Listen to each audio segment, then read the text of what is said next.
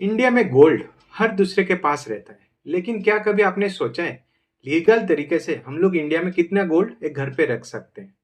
हमारे देश में गोल्ड सिर्फ एक ज्वेलरी नहीं, ये एक स्टोर ऑफ वैल्यू माना जाता है। ये एक जनरेशन से दूसरे जनरेशन को पास ऑन होता है। हम लोग के पास एक प्रॉब्लम है, लेकिन गोल्ड तो हम लोग संभाल के रख सकते हैं, लेकिन उसका रिसिप्ट हम लोग संभाल के नहीं रख सकते। Hello everyone, welcome to today's video. आज के इस वीडियो में हम समझेंगे इंडिया में लीगल तरीका में कितना गोल्ड हमारे पास रख सकते हैं, कौन सी देश है जो सबसे ज्यादा गोल्ड प्रोड्यूस करते हैं, कौन सी सरकार है जो सबसे ज्यादा गोल्ड होल्ड करके रखा है, और इंडिया में हाउस होल्ड गोल्ड कितना है हमारे पास। हर वीडियो की तरह ये वीडियो हम भी सरफेस से नहीं, शुरुआत से शुरू करते हैं। ये वीडियो इन्वेस्टमेंट एडवाइस नहीं, एजुकेशन पर्पज के लिए है। अब देखते हैं दुनिया में अभी तक कितना गोल्ड अवेलेबल है। अब तक दुनिया में जितना गोल्ड निकाला गया है, वर्ल्ड गोल्ड काउंसिल के हिसाब से 2,44,000 टन ऑफ गोल्ड अवेलेबल है। वर्ल्ड गोल्ड काउंसिल जो एक ग्लोबल बॉडी है, गोल्ड के रिलेटेड डिमांड सप्लाई और काफी रिसर्च पेपर जारी करते हैं।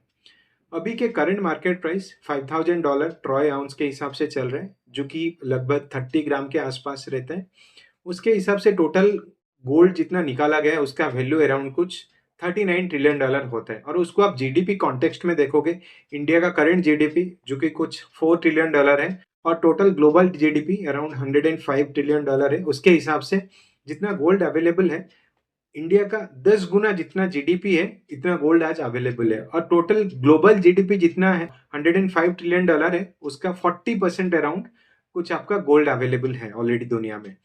अब देखते हैं कौन से गवर्नमेंट सबसे ज्यादा गोल्ड होल्ड करके रखा है। दुनिया के टॉप 4 कंट्रीज जैसे यूएस, जर्मनी, इटली, फ्रांस, दुनिया के 50% से ज्यादा ऑफिशियल गोल्ड होल्ड करके रखा है। उसमें से यूएस अकेला 20% से ज्यादा गोल्ड होल्ड करके रखा है।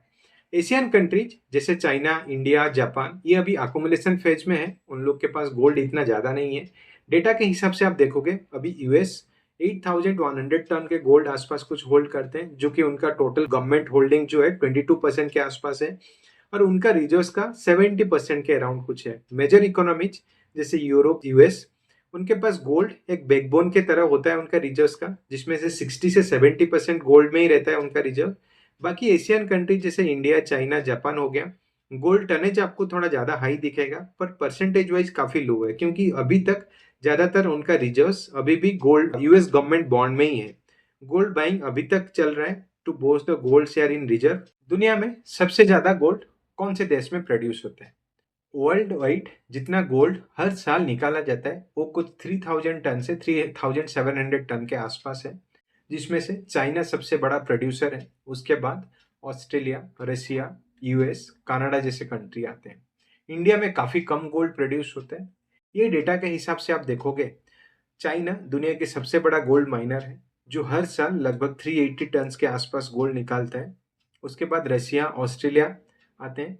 रशिया करीब करीब 330 टन और ऑस्ट्रेलिया करीब करीब 290 टन गोल्ड माइन करता है। कनाडा और यूएस दोनों भी काफी टॉप प्रोड्यूसर हैं, दोनों मिलकर लगभग अराउंड 350 टन के आसपास गोल्ड प्रोड्यूस करते हैं। इंडिया सिर्फ 2 टन पर ईयर गोल्ड निकालता है, जिसमें से स्टेट्स लाइक कर्नाटका, आंध्रा सबसे ज्यादा कंट्रीब्यूट करते हैं।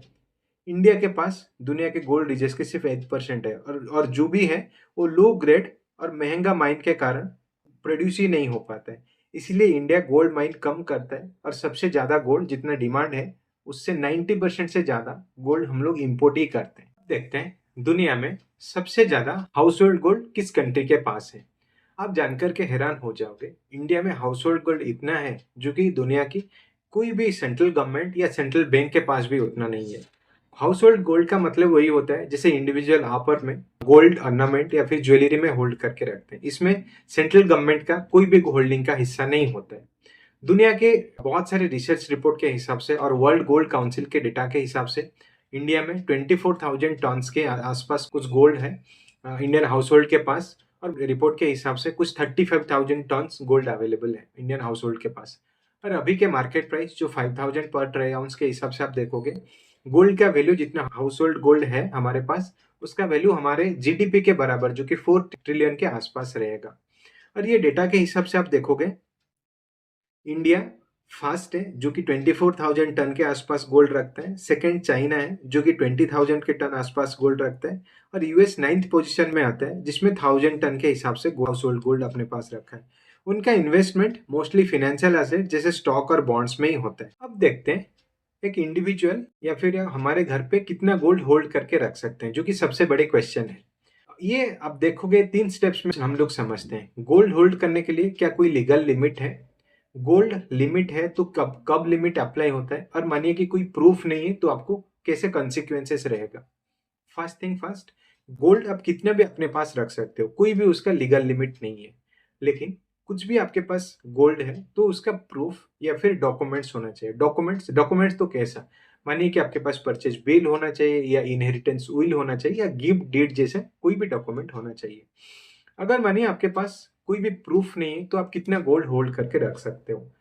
तो आप ज्वेलरी की तरफ से आप एक मैरिड वोमेन हो 500 ग्राम, अनमैरिड वोमेन हो 250 ग्राम, मैन हो तो फिर 100 ग्राम तक की गोल्ड होल्ड करके रख सकते हो।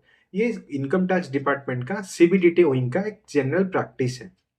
उसके अलावा आप देखोगे आपके पास कुछ गोल्ड कॉइन्स है या फिर बार है तो उसके लिए आपको कोई लिमिट एप्लीकेबल नहीं रहेगा। ये पूरा का पूरा आपको डॉक्यूमेंट सबमिट करना पड़ेगा उसके लिए। अभी मानिए आपके पास डॉक्यूमेंट्स ही नहीं है तो फिर इसके लिए आपके उसके अगेंस्ट में आपको क्या करना पड़ेगा? डॉक्यूमेंट्स जब नहीं होता है तो आपको टैक्स डिपार्टमेंट जब भी सर्च होते हैं, आप पकड़े जाते हो तो उस केस में आपको 60% आपका गोल्ड का वैल्यू जो है वो टैक्स की तरह से देना पड़ेगा।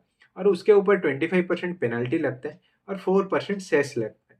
वो मोटा मोटी आप देखोगे 80% तक का वैल्यू ऑफ गोल्ड जो है वो आपको टैक्स की तरह देना पड़ेगा। उसका मतलब वही हुआ, जो आपके पास 1 लाख रुपए का गोल्ड है तो आपको गवर्नमेंट को 80,000 तक की टैक्स देना पड़ेगा।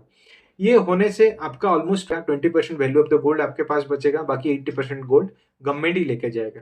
तो इसीलिए आपको डॉक्यूमेंट सेव करके रखना चाहिए। और कभी भी गोल्ड पास ऑन भी होता है, ज्वेलरी तरफ से होता है, तो एक बेटर आपके लिए एक सेफगार्ड जैसे काम करेगा। तो कंक्लूजन में मैं आपको यही बोलूंगा, गोल्ड रखना गलत नहीं है, लेकिन गोल्ड का सोर्स एक्सप्लेन ना कर पाना महंगा पड़ सकता है। बोनस टिप देके जाता हूँ, कोई इंडिविजुअल कभी भी जैसे दुबई जैसे कंट्री में कभी रहता है तो इंडिया आना चाहता है तो कितना गोल्ड लेके आ सकते हैं अपने साथ में? अगर मानिए आप दुबई घूमने के लिए गए हो और दुबई से इंडिया आ रहे हो तो उस केस में मेन के लिए 20 ग्राम और वुमेन के लिए 40 ग्राम तक का गोल्ड अलाउड हो सकता है कस्टम डिपार्टमेंट के गाइडलाइन के हिसाब से। उसके ऊपर आपको कुछ लाना चाहिए तो आपको पे करना पड़ेगा ड्यूटी ड्यूटी जो कि अराउंड 36% के आसपास है। और अगर मानिए कोई 6 मंथ से ज्यादा दुबई पे रहता है और वो जब इंडिया आता है तो 1 किलोग्राम की गोल्ड लेके आ सकते हैं, लेकिन उन लोग के लिए भी ड्यूटी पे करना पड़ेगा जो कि अराउंड 14% के आसपास रहता है। और इंडिया में उसी बीच में आपको 30 दिन से नीचे आके भी जा सकते हो, जो कि इंक्लूडेड रहेगा आपकी ये टोटल 180 डेज की काउंट में। अगर इस वीडियो के बाद आपके मन में गोल्ड के लिमिट के लेकर कोई डाउट है तो फिर कमेंट में जरूर पूछिएगा।